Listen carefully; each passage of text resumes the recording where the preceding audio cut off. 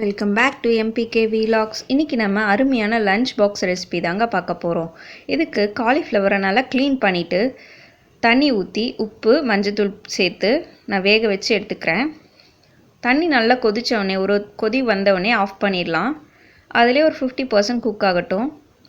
ஒரு கடாயில் எண்ணெய் ஊற்றி காஞ்சோடனே ஒரே ஒரு வெங்காயம் கட் பண்ணி எடுத்து வச்சுருக்கேன், அதை சேர்த்துக்கிறேன். வெங்காயத்தை நல்லா எண்ணெயிலே ஃப்ரை பண்ணிக்கோங்க. ஒரு 50% ஆனியன் குக் ஆன அப்புறம் ஒரு ஹாஃப் கேப்சிகம் கட் பண்ணி எடுத்துருக்கேன், அதை சேர்த்துக்கிறேன். கேப்சிகம்மை நல்லா எண்ணெயில் வதக்கி விடுங்க.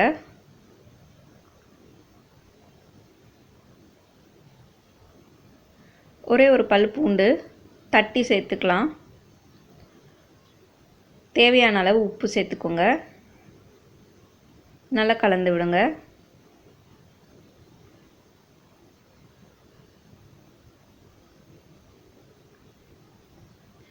இப்போ நம்ம வேக வச்சு எடுத்து வச்சுருக்க காலிஃப்ளவரை சேர்த்துக்கலாம்.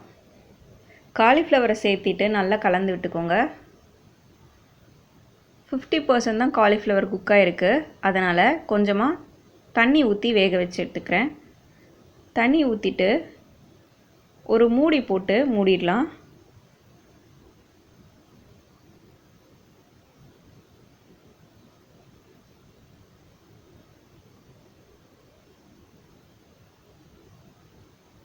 ஒரு 3 நிமிஷம் அப்படியே வேகட்டும். 3 மினிட்ஸ்க்கு அப்புறம் ஓப்பன் பண்ணி பார்க்கலாம்.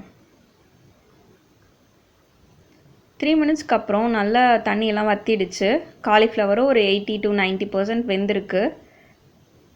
ரொம்ப கொல கொலன்னு வேக வைக்கக்கூடாது. இப்போ ஒரு ½ டேபிள் ஸ்பூன் தனியா பொடி சேர்த்து நல்லா கலந்து விட்டுக்கோங்க.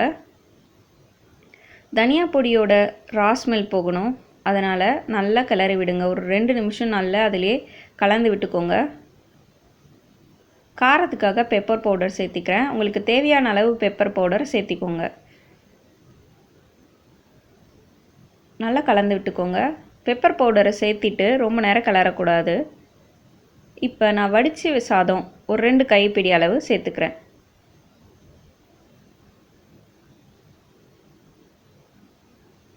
சாதமும் அந்த காலிஃப்ளவர் குடமிளகாலாம் நல்லா மிக்ஸ் ஆகிற மாதிரி கலந்து விட்டுக்கோங்க.